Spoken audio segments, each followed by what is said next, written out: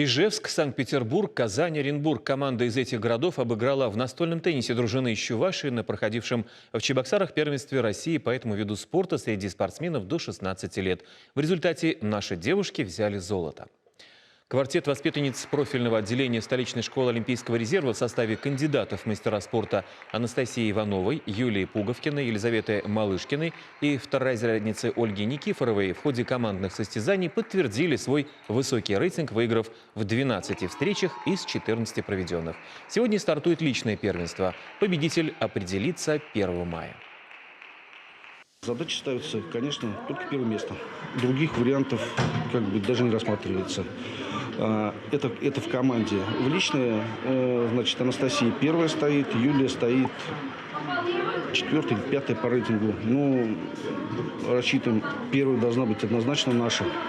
Кто из них? Будем рады любой.